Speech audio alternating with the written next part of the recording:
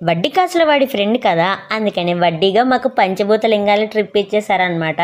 So చలో మేమైతే పంచభూతలింగాలు day 1లో అరుణాచలానికి అయితే వచ్చేసాము. ఎప్పటి నుంచో అనుకుంటున్నాం అరుణాచలం ఒక్కసారైనా ఇలా గిరి ప్రదక్షిణ చేయాలని.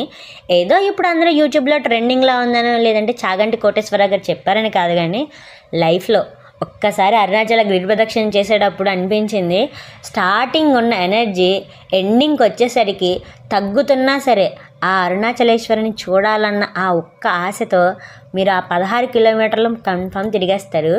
ఆ చుట్టూ ఉన్న 8 లింగాలకి ఒక్కొక్క రకమైన బొట్టు అయితే పెడుతున్నారన్నమాట. చూడటానికి కూడా ఒక్కొక్క లింగానికి ఒక్కొక్క స్టైల్ అలంకరణలతో చాలా బాగున్నాయి.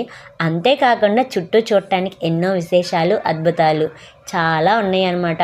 మధ్య మధ్యలో అలసటగా అనిపించినప్పుడు తాగడానికి, తినడానికి అందరికీ ఫ్రీగా భోజనం కూడా అక్కడే పెడుతున్నారు.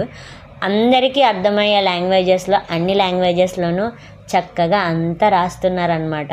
మనకి కాళ్ళు నొప్పులుగా అనిపించిన, అలసటగా అనిపించిన అది మధ్య మధ్యలో ఆగి సేద తీరడానికి అక్కడ చాలానే ఆశ్రమాలు ఉన్నాయి. సో మీరు అందరూ హ్యాపీగా, కొన్ని ఫీజు రెంటర్స్ కూడా ఉన్నాయి, కూర్చోవచ్చు. ఇంకా నీరసంగా అనిపించింది అనుకోండి, ఏం చేస్తారో తెలుసు కదా, ఒక్కసారి అటువైపు తిరిగి ఓం నమ శివాయ అనే ఒకే ఒక్క నామాన్ని జపిస్తూ ఉండండి. అదేంటి, అరుణాచలం వచ్చి అరుణాచలేశ్వరాయ, అరుణాచలేశ్వరుడు అయితే ఏంటండి, లేదంటే కాశీ విశ్వేశ్వరుడు అయితే ఏంటి, ఆయన ఆ మహాశివుడే కదా.